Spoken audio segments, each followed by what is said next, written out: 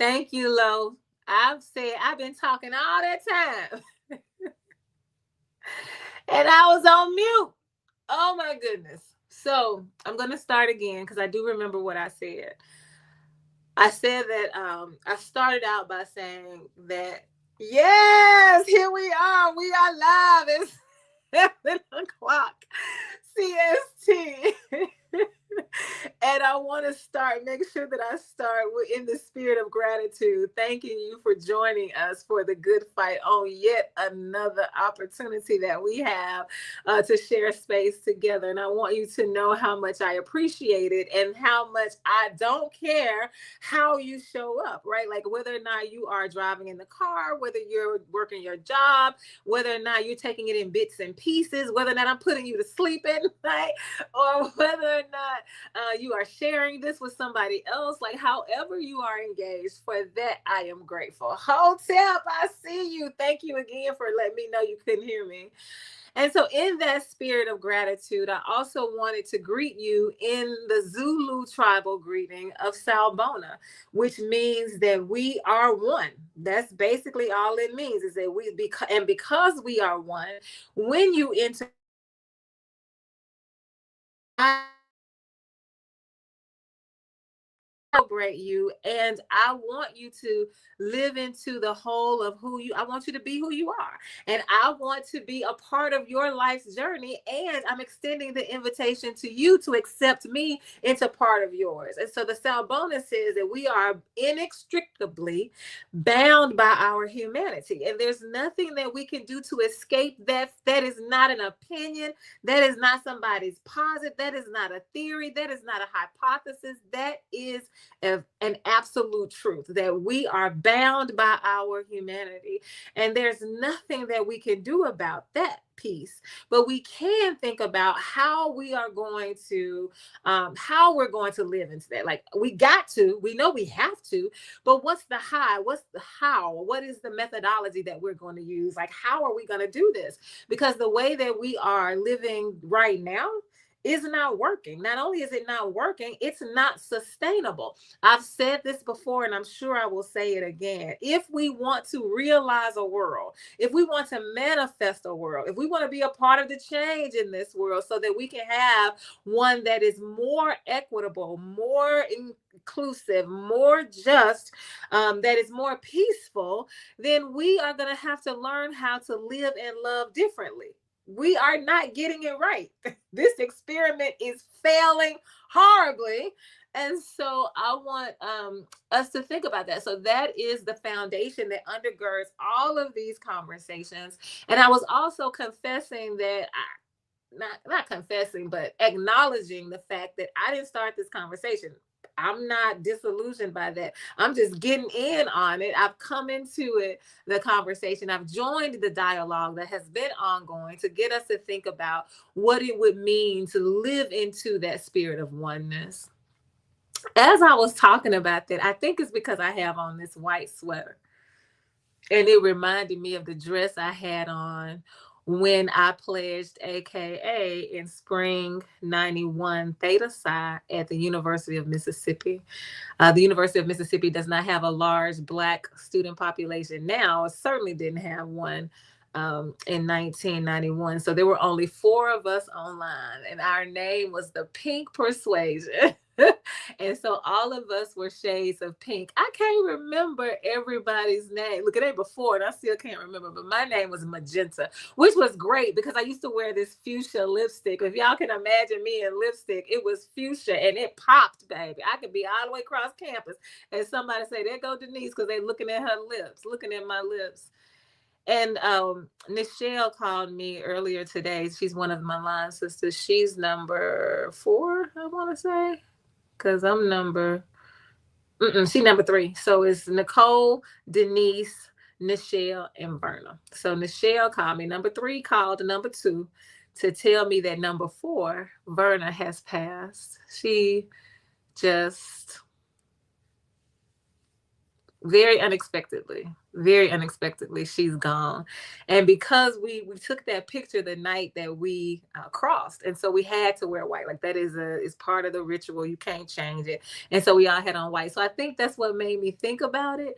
And so because I thought about it, I'd really like for you all to just pause with me for just a moment, just to hold each other in this space, because I'm not the only one who has experienced a sudden loss. I'm not the only one who has watched a family member die. I'm not the only one who has ushered a parent into the next life, like knowing that it was going to happen and just trying your best to be there when they take that last breath, and then not even being able to do that.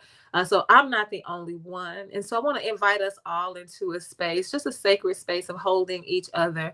As I remember my line sister, Verna, I just want to pause for a moment.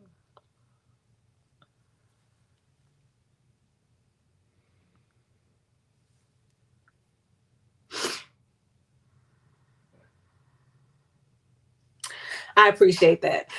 So, welcome to the Good Fight. If this is your first time joining us, welcome, welcome, welcome. If you come on a regular basis, welcome, welcome, welcome. If you come every now and again, welcome, welcome, welcome. If you just pop in to see what's going on and then decide it ain't for you tonight, welcome, welcome, welcome. I am so glad that you are here. I want you to know that there are ways that you can engage in the good fight. There are ways that you can be physically active in it, mentally active in it, maybe not physically, but well, physically because you're present, physically, oh yeah, physically because you can be typing, all of that. But there are ways that you can engage. One way that you can engage with a good fight is to locate yourself in the story that is usually sourced in the Bible. It's a pericope. It's a part of it that I'm pulling out. I'm extracting it on purpose just to have this conversation. I'm taking it out of context. And so there's absolutely more than one way to interpret what I am saying. I'm offering you something to consider, something that you can reject, of course. So in this text, in the stories that are told by me, by people that are on the line, where are you in this? Like, is this a reflection of your life? Like, do you see yourself playing the role of one of the characters? Because I truly believe that the story is a book of stories. It's an anthology, and that it, thinking of Hotep is on the line. Hotep always makes me think about etymology. And so when I just said the Bible is an anthology, it comes from the Greek word anthologue. And what that means is gathering flowers. And so when you think about it like that, you can say, okay, so these are stories that have been gathered for us, because the canon, somebody else composed the canon, the 66 books that we are using, somebody else chose them. So they were gathering these stories as if they were flowers. Now, they couldn't have been real flowers, because some of these stories don't make no sense, and it ain't bringing nobody no kind of joy, and it don't smell good, and don't nobody want to pick it up. So those are, I guess, the thorns that you pull off when you get a bouquet. I guess those are stems that you cut because they nasty at the end. Like, I don't know, but just the thought of, here we have this book where we have all of these stories that we can draw from, that can speak to us about any aspect of our lives. There's so much going on in the Bible, that I really do think that it is one of the greatest books ever written, if you can keep it in a healthy context. So Lo says Bible, the Greek word biblos, meaning little books. Okay, so anthologies are little stories. So I appreciate that. You are always giving us information. Show enough. And so as we are reading these stories, as we are listening to the stories, like, is this a role? Which character are you? Like, which role do you see yourself in? Which role have you played before? Which role are you playing now? Which role are you struggling with because you don't want to admit that you are in that role? And how can we support you in that? Because if you need to get out of something, we want to help you. Like, what? Like, name it, because once you name it, you have power over it, and then you can seek the help that you need. A second way that you can engage in the good fight is to realize that this story is not about you at all, but somebody is experiencing it, and that somebody deserves our attention. So we want to center their story. We want to sit back and receive the story as a gift. We're not looking to interrogate. We're not looking to make them prove it. We are not discounting it. We are not invalidating it. We are simply saying, I receive the words that are coming out of your mouth, and I receive them, and I want them to plant themselves way down deep in me, so that when the Spirit decides that the words have been watered enough to produce a bloom, a flower, some fruitful acts on our behalf, some actions, then we'll be ready. We'll be ready. A third way that you can engage is to walk through a door. And that simply means that this is not the end of the conversation for you, that you will still be thinking about this, who knows how long, and that it will, those thoughts that you are reflecting upon will then cause you to do something with the conversation. Like, I want to read some more. I want to invite other people into conversation. I need to do some research. I need to check Denise's facts, like whatever that is. Like, you are still kind of mulling around with it. That's what it means to walk through a door. And then finally can show up just like Lo is right here. You can comment, and I'll put the comment on the screen, and then y'all can debate it together. I'm going to jump in on it. I'm just letting you know. I don't ever let y'all have it by yourselves. I got to say something. I really haven't figured out why. I don't know. Maybe because I'll feel left out if I don't. Like, maybe because I'm jealous. Y'all be over there just going at it with each other. I don't know. But I'm just telling you, that's what I'm gonna do. I'm gonna jump right on in it. So I want to tell you how I got here to this particular session talking about spiritual success. But it's spiritual success. It's not spiritual success. It's spiritual success. Like, that's how I feel whenever I use two question marks behind something. That's what I got that kind of look on my face, like, is this real? Like, we need to think about this. And so that's what I'm asking us to do. I want to add, the question that's on the table tonight is our spirituality successful? Like, the way that we are living it out, the way that it is manifesting in us, the way that we are showing up for folks in a religious context, like how people receive because I don't mean like how you show up at church. I mean that if you are living your faith, then it is a part of this. It's a part of who you are. It's the core. It's your essence. And so people are engaging that, and you are exuding that when you interact with them. And so how is that going? Like, are you being successful? And I don't really want you to answer the question for yourself, because this is not me trying to have a gotcha moment with you. But it's more of a question of, are we setting people up for spiritual success with the way that we are practicing our faith across this country, like, and across the world? So that's the bigger question. Are we setting people up for success? So I'm watching a reality cooking show series called Top Chef Masters.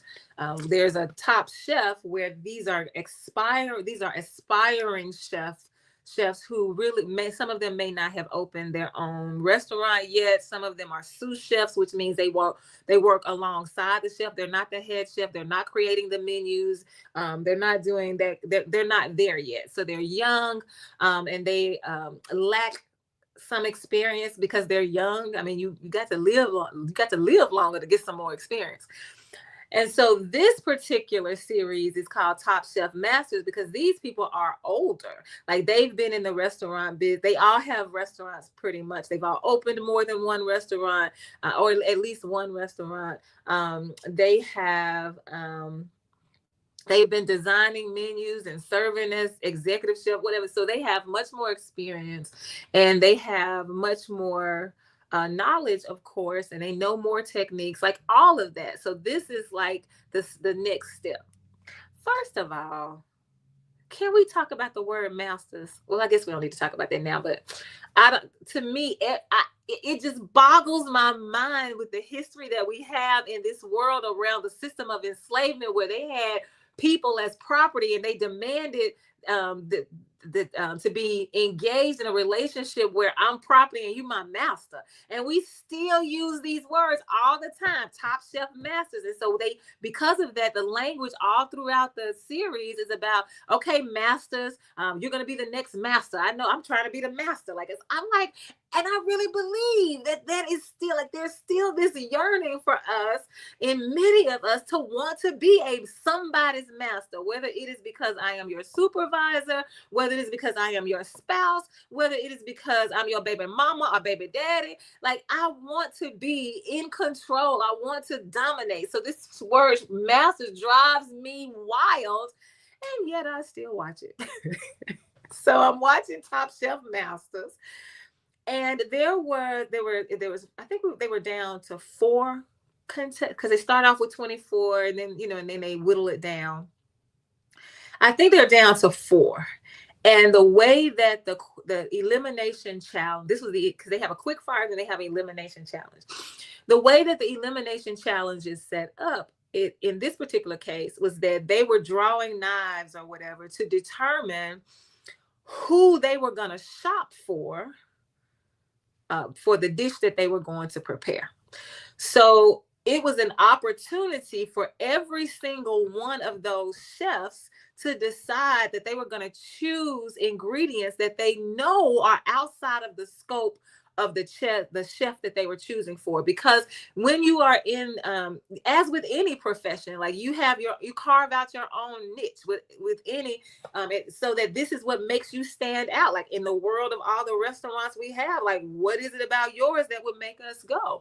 And so some people specialize in Mexican cuisine, some people in Southern food, and usually somebody white. And sometimes there are people who are Asian inspired. So they do a lot of Thai or Japanese, and some people are American, like they are just home style Americana, but they feel like they've elevated. We got to talk about their word elevated at some point too. And so they know each other because they've been in the restaurant business, and they are James Beard Award winners. They are Food and Wine Award winners. They done got this accolade. I was voted best this and best that, and so they are well aware of who each other is, and they are well aware of the cuisine that they specialize in. So because they have all of that knowledge about their colleagues, they could very well use this opportunity to sabotage them. Because I am the one in control of your ingredients. If I know you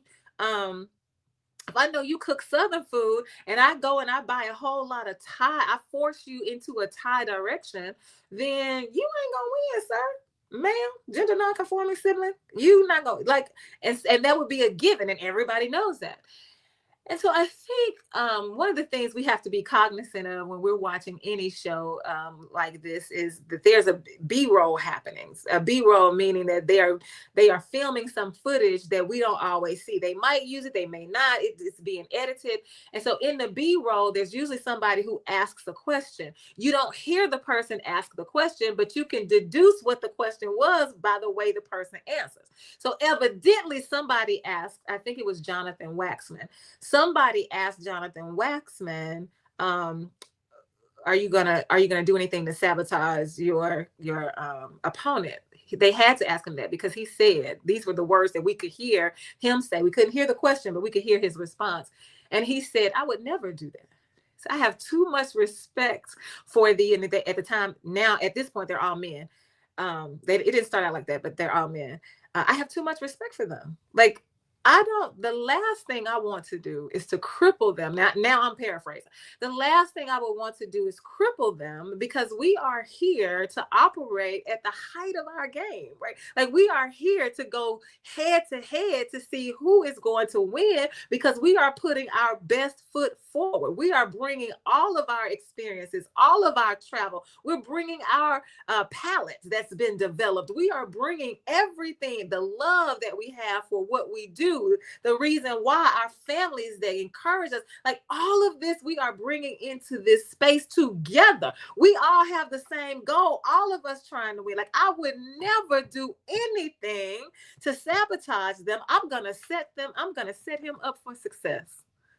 And that phrase, I'm going to set him up for success, is what I grabbed hold to. Like, I kept thinking about that. And I started wondering, like, when I think about the way we operate in this world, is that something that drives us? Are we driven by saying, I want to make sure that you are set up for success? Because I really have a feeling that many of us have experienced, I know I have, so I can just speak for myself, a world where it seems like I'm set up to fail. Like, I'm set up to fail. I'm conditioned to fail. Somebody just sitting back in the cut waiting on me. Like, wait, you have information that can help me. You have tools that can guide me. You have opportunities that you can afford me, and you do nothing because you're like, I'm just waiting to see how this gonna work out.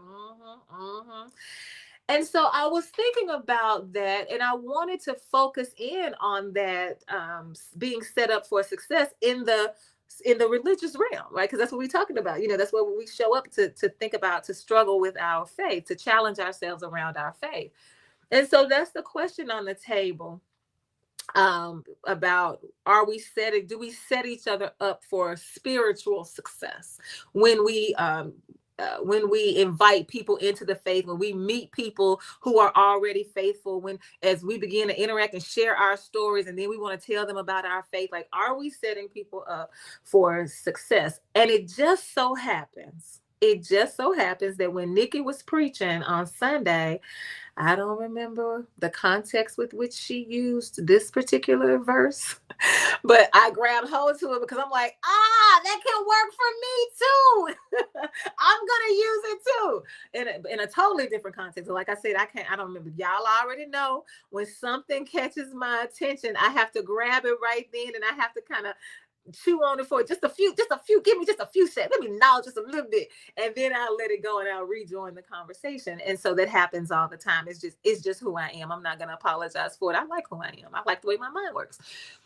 But she talked about, this is Matthew 19, I want to say in 6, it'll be on the screen, but this particular verse is what I want to root our conversation in, ground our conversation in, because I think it speaks to the topic very, very clearly in my mind. Y'all can tell me what y'all think. But let me pull it up. It's just one verse in Matthew chapter 19 for us to consider. No.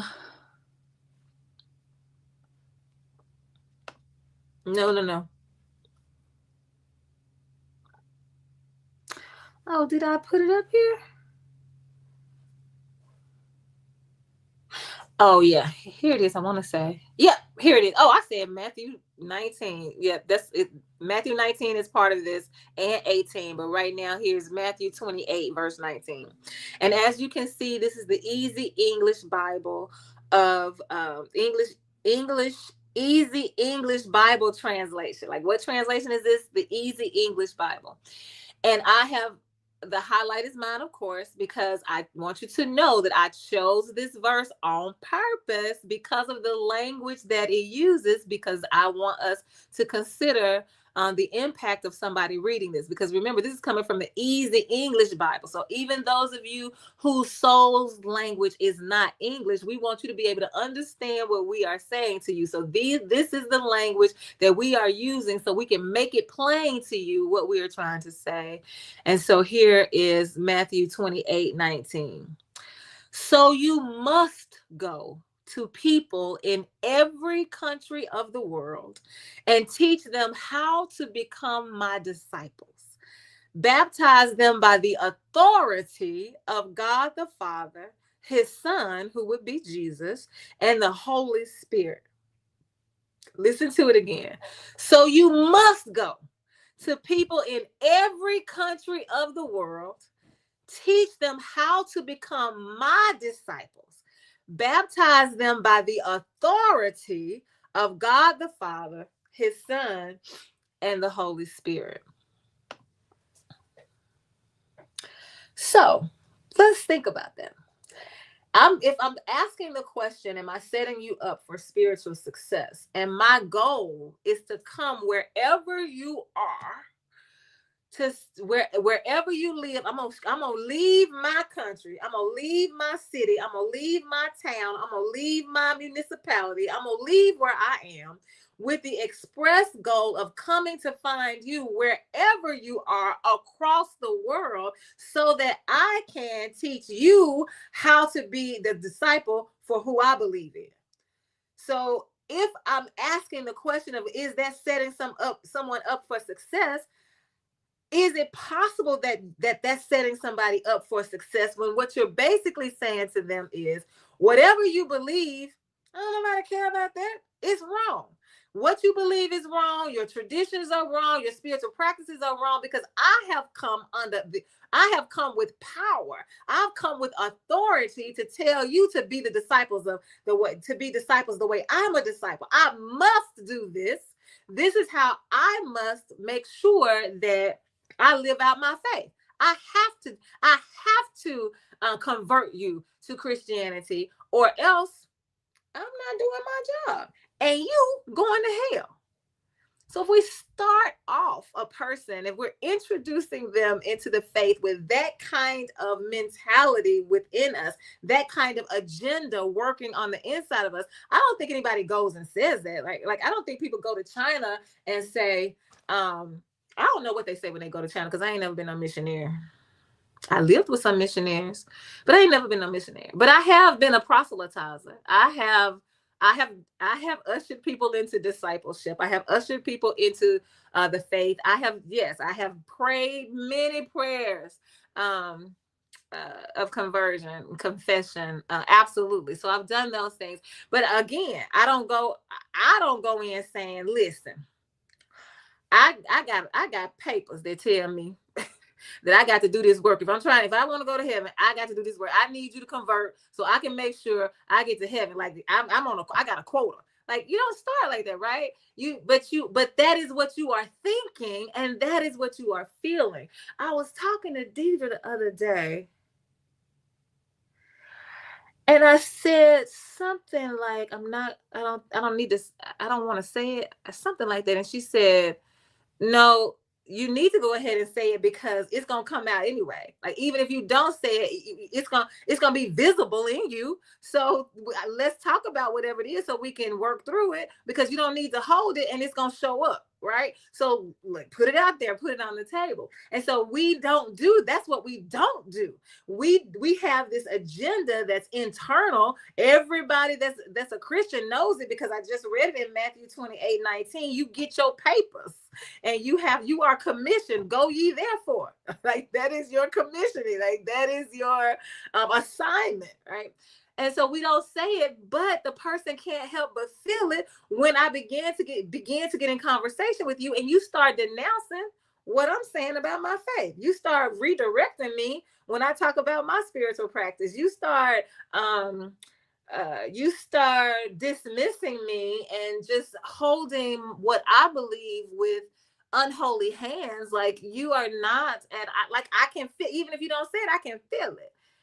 And so I don't think that that's the best way for us to go about things. Plus, I think it is what I am calling, because I've got four points I want to make. And this first point is religious arrogance. That's what I think about. This is what I think about Matthew 28, verse 19, that it is religious arrogance. You see these hands? First of all, you notice they white. I did that on purpose. And the hands are painted with the world. I chose it on purpose.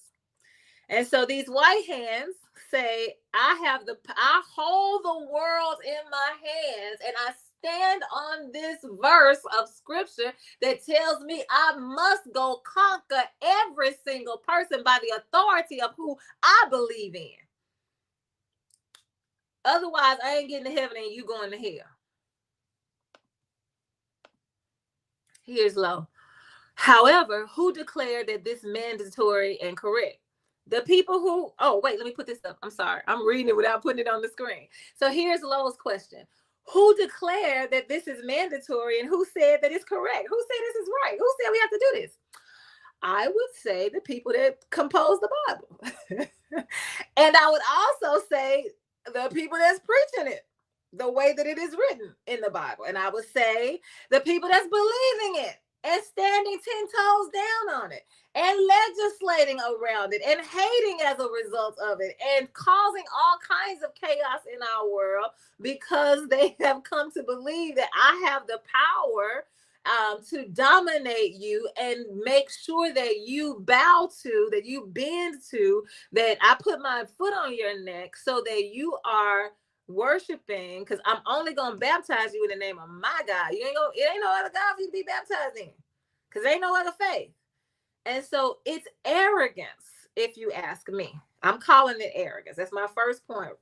We are not setting each other up for success when we approach each other in a way that says, I know what's best for you according to, I know what's best for you to believe. And I'm coming to you because I believe that whatever I say, you're going to believe too. I'm coming to you because I believe that when I show up with power, the power to change your mind, the power to change your life, the power to change your beliefs. Even though these beliefs make up the core of who I am and ain't no way I'm changing, I expect you to do what I say just because I said it. Because when you are when you are proselytizing, when you are a missionary, well, I don't want to say when you're a missionary, but like me, when I'm proselytizing, I don't have much time to build a relationship, especially when I'm an ordained elder in the United Methodist Church and we have these we are itinerant, which means that the bishop can call us and move us anywhere, anytime. And so they generally give us a year. At least you probably got a year. And so in a year, it takes you a year to figure out who the players are. Like yep, that's the language I use when I talk about when you walk into a church. You got to figure out, like, who do the people listen to? Because I walked in and I have been assigned to be the pastor, but you can't just make yourself somebody's pastor. You have to become somebody's pastor. And that takes time. That's a relationship building. But I also have a quota because I have to report to the bureaucracy on a regular basis how many people were saved, how many people have been converted. And it is the expectation that those numbers will grow. So even though I know I need to take the time to develop the relationship, the fact of the matter is I ain't got no time, ma'am. I need you to listen to me and I need you to do what I say. This is the best choice for your life. Jesus Christ. I'm going to point out everything. He's a wheel in the middle of a wheel. He's the lily of the valley and the bright and morning star. He is Mary's baby. He is trouble. He is a bridge over troubled water. What else do we say? He is Jehovah Jireh, my provider. He's Jehovah Nissi, the God who covers me. He is Jehovah Shalom, the God of my peace. Like we do, and we give this the word that came up, I'm gonna go ahead and say it. We perform. Like, it's a performance. Like, I'm drawing you in, I'm tugging at your heartstrings, and I'm being emotional. I'm trying to get you to be in because I do believe in my faith. I'm not lying to you. I believe what I'm saying. It's just that in order for me to do my job, I have to disbelieve what you are saying.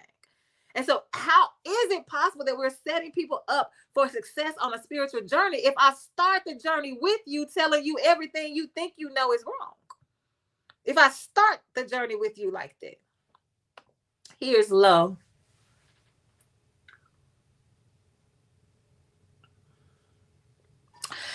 Exodus 20, verse 3, King James Version.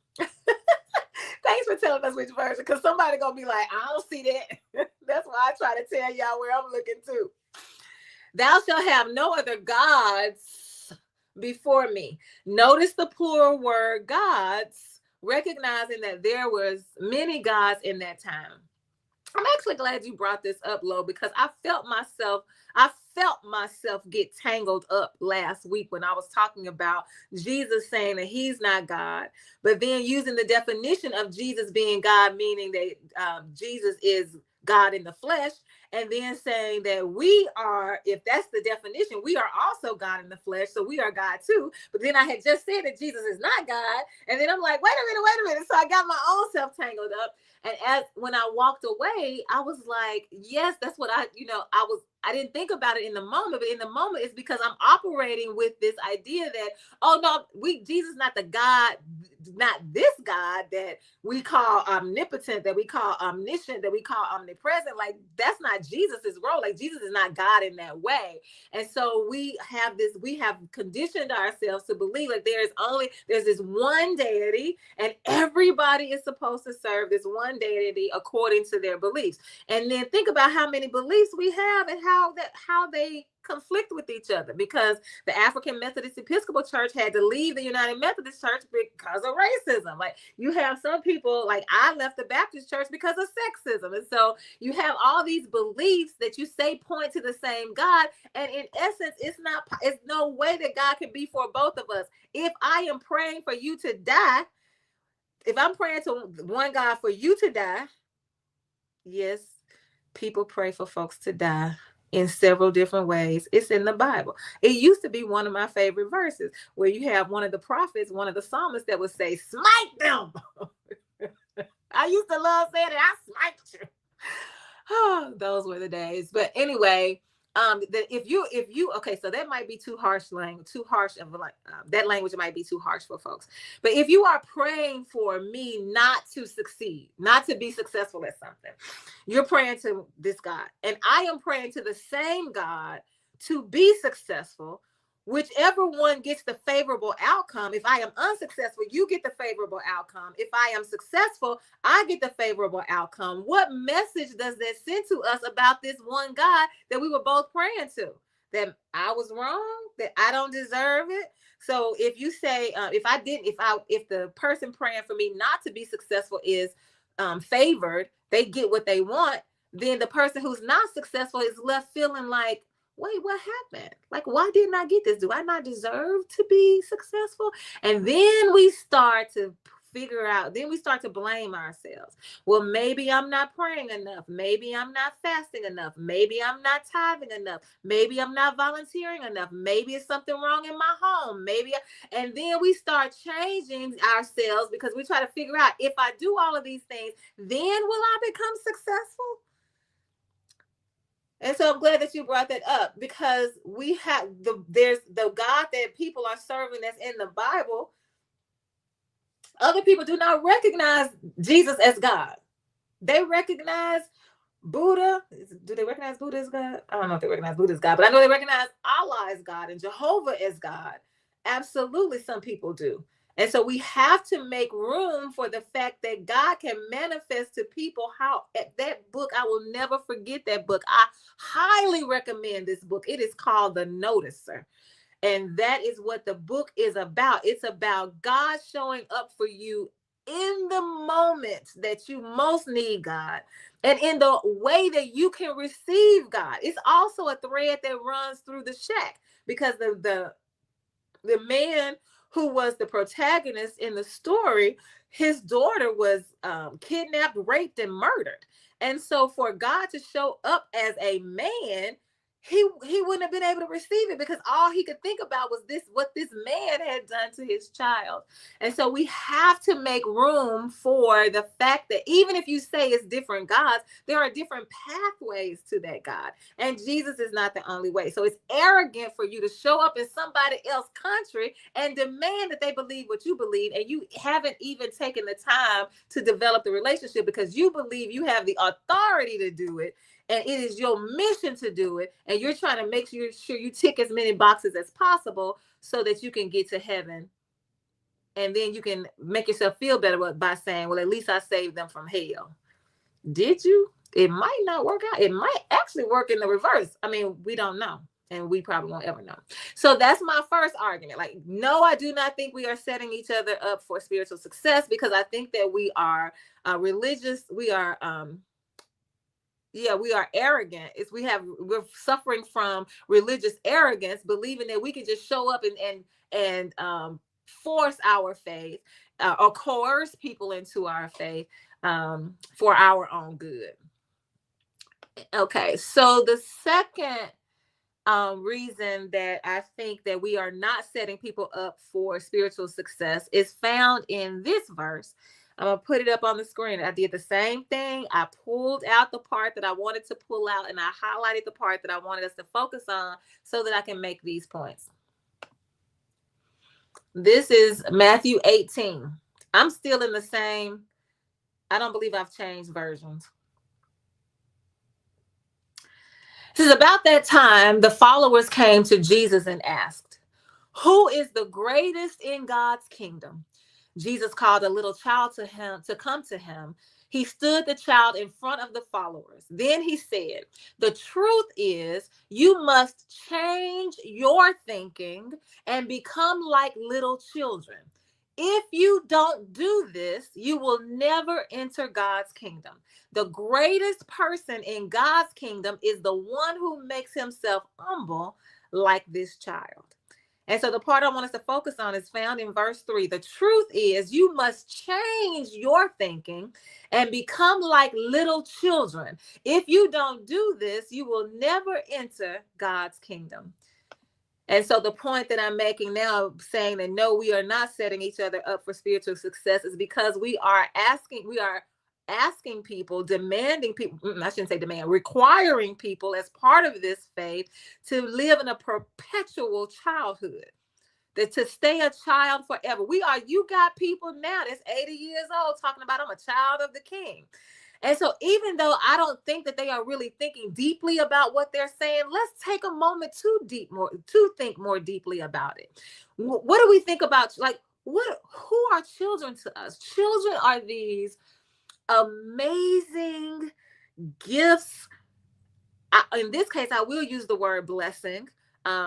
And I'm not saying you're not blessed if you don't have a child, but because I don't care whose child it is, when I'm holding a child, when I'm in the presence of a child, when I am watching children laugh and giggle and play together, when they are performing and singing for us, when they telling us how they feel, like I am just so enamored with these children. These little people is who they are. We call them children and we treat them like children, and we're wrong for that. But because we treat them like this, we're saying, okay, you can only do what I tell you to do. This is the way we've been conditioned to handle children. You don't know anything. I'm the adult. I'm the parent. I know what's best for you. You do what I say. I know the path you should take. I know who you should love. I know where you should live. I know what school you should go to. I know everything about you because I am the one who has been given the responsibility of charting your path. That's my job. And so if that's our attitude as parents with our children, and then that's the way we've been socialized and conditioned to believe that we say things like, do as I say and not as I do, and stay in a child's place, and what else do we say? Children supposed to be seen and not heard, and all of these things that we say to children, and the way that we treat them as those who don't have much knowledge, who don't have much understanding, who need the constant presence of a parent in order to live into their best life, to live their abundant life. That's how we think about children. So to then read this and say that the only way that you can enter into the kingdom is that you change your way of thinking. So here we are, because if you are, regardless of what age you come into the faith, here you already have a mind that's functioning on its own. You already have the capacity to make your own decisions. You are well able to guide your own life. And somebody says, no, that's not the way this works. You can no longer think for yourself. You have to now let Jesus think for you, and you have to always remain in this position, in this posture. So you are forever a child, and you never get to grow up. So you never get to be independent. You are always dependent, and that's the way it is if you are going to get to heaven, if that's your goal. Let's see this is low. Wait.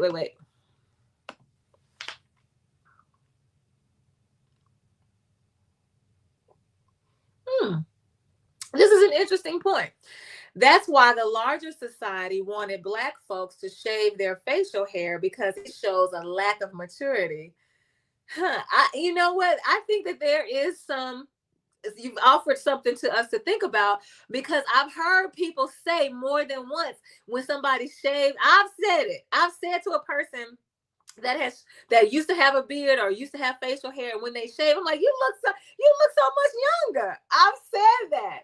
And then also, because you brought up race, I started thinking about how for Black folks, you can have a 12-year-old who is a child. A 12-year-old is still a child. You can have a 12-year-old young Black, I'm going to talk about the boys, young Black son. I don't want to say boy, young Black son. And the first thing that the system wants to do is not see him as a child. Like we don't want to visualize you as a child, because then we will have to recognize that this is just a mistake you made, and we can't punish you the way we want to punish you, because we want to punish you like you're an adult, because that's the way the system is set up against us. And so we don't want you to be in this childlike posture. But for those of us who are Christians, you got to always be a child, because Jesus is your daddy. God is your daddy, because we say Jesus is God. We talked about the Trinity. And therefore, you are always dependent and you are always dominated. And it's by your design, it's by your own choice, because you have to choose to give up your way of thinking to become a child and then let God rule you. And so I'm saying that I'm calling this the perpetual childhood. And I just had this picture up here. That's all. I just had this picture. Let me go. I got a lot going on right here. Get this comment off the screen. Yeah, that was just the picture that I pulled. And I again, on purpose, I chose a Black person, and I chose a Black child, and I chose a Black girl, because if you want to apply the lens of sexism, then we are, as women, absolutely disparately affected by this kind of comment, that I can't have my own thoughts, because who am I as a woman? I've got to become a child, and you've got to reshape my way of thinking. And so you're going to pour into me this belief that I'm not good enough. I'm not as good as a man. I'm second class. And you're going to give me all these scriptures. And then I have to accept that. You have women to this day who accept, they will say to you, they have no problem saying to you that, well, he the head of the household, so whatever he say, I gotta do it. And that's what they believe. That's what they stand firm on. And so they sacrifice themselves. They sacrifice their dreams. They sacrifice their health. They sacrifice their peace. All of this because I gave up what I was thinking in order to be dominated by this Jesus, this God. So the third point that I want to make is about this verse I'm about to pull up right now. We are still in Matthew chapter 18. Honestly, y'all, I didn't think I was going to spend this much time in chapter 18. I was trying to read chapter 18 to get to 19 because I wanted us to focus on 19, but I got stuck. This doggone Matthew chapter 18, my goodness. And so I want to start with verse 4 right here. So anyone who becomes as humble as this little child is the greatest in the kingdom of heaven. So this is a continuation of what we just read. And anyone who welcomes a little child like this on my behalf is welcoming me. But if you cause one of these little ones who trusts in me to fall into sin, it would be better for you to have a large millstone tied around your neck and be drowned in the depths of the sea. And the part I want us to focus on is, but if you cause one of these little ones who trusts in me to fall into sin, if you cause one of these little ones who trusts in me to fall into sin, okay. Let me just tell you about the church I grew up in. The church I grew up in, you could not be baptized until you were 8 years old, because at 8 years old, they felt like you could make a decision about whether or not you wanted to believe in Jesus Christ. Now, let's just think about that for a moment. How am I at 8 years old able to understand? I'm not even talking about fully understand, but how can I understand that I trust in God? Like, what does trust even mean? What does trust look like? Like, who are the people that I'm supposed like? So the verse says, if you cause one of them to sin, they trust me. These are little children who trust me. I don't think that we're setting each other up for spiritual success, because I don't think children can trust God, because they have not developed any understanding. They have not developed any concept. They don't have any context of what it means to trust. And so what we're doing is, in our homes, we are indoctrinating them. So when you go to the sanctified church, you see the children leading the shout before the grown folks. I'll never forget seeing that. Them children, I'm talking about, they was 5, 6, 8, 12 years old. They had their tambourines, and they were the music was going, and they were shouting and falling out and running and crying, and I was mesmerized. I had never seen that before. I came from a Sadidi church. I'm not gonna lie, bougie. If you call it bougie, Sadidi, uppity, that's the church I grew up in. We didn't make much noise at all. As a matter of fact, when we got a gospel choir, some people, I mean, they had a fit. Some people left the church, and some people had started having problems with the pastor. Like, that's the kind of church I came from. So to see these children, it's like, do y'all know what could you possibly be shouting about at 6 years old? Even at 10 years old, shouting that the spirit moving so deep within you, that you are connected in such a great way that it's learned behavior, right? And so we cannot be setting up ourselves for spiritual success if I'm not even giving you the opportunity to grow into the knowledge of that. I'm yet again telling you what to believe, dominate. If you don't go to church, out of this, my mom used to say that. As long as you live at 1450 Brinkley Drive, you will go to church every Sunday. And if you don't go to church, you won't go anywhere else. That was the rule in my house. So we always up in church. One bit most studying no church. We weren't listening. We chewing gum and talking and passing notes and going outside in the bathroom with our friends, the boys and the girls, and we turning flips and that. And then it goes on to say, if you cause this little one, this child who trusts me to sin, then it would be better for you to have a millstone around your neck. Okay. What sin is a child? How am I going to cause a child to sin? What child can sin? What is a sin for a child? The children don't even know the word. I don't even know the word. And then, because I know several people several Black men in particular, who are gay. And they have told me this story. It's the same thread. I don't want to say it's the same story, because everybody lives it in a different way, in a different context. It impacts them in a different way. But the storyline is the same. That here I am growing up being myself, just doing what I do, whatever I feel like. Like, I don't know, I'm just being me. And somebody calls me a fag. A fag. And I'm like, and they're like, talking to me? Like, what's a fag? Like, what you talking about? Like, I don't even. So they're like, I'm being discriminated against. I'm being bullied. I'm being treated like I'm trash over a word that I don't even know. Ain't nobody in my house told me, oh, let me make sure you know that when you hear this word, they're talking about you. Now, you come to know that they're talking about you because you are now thrust into this world of oppression. But initially, you had no idea. And so I feel like that's the same way with a child. If you go to the child and say, I'm going to have to punish you because you sin. And then again, please somebody tell me, what sin does a child commit? And I hear in my mind somebody saying that a child will lie. I hear somebody saying that. I don't believe that. I believe that children learn us very quickly, and they know that we have to respond they have to respond in a certain way to make sure that they can manage and navigate our reaction. And so sometimes some children are saying what they are saying what they have to say to stay safe. Some of them are saying what they have to say to make you happy. Like I don't feel like they're lying. I feel like they're saying, I need to figure out how to manage this relationship. Like, I'm just a child. I'm little. They bigger than me. Like, what? I'm down here looking up like, what? So I don't believe it. Like, I hear some people saying that they will hit their sister. So that's a sin, because you're not supposed to hit your sister.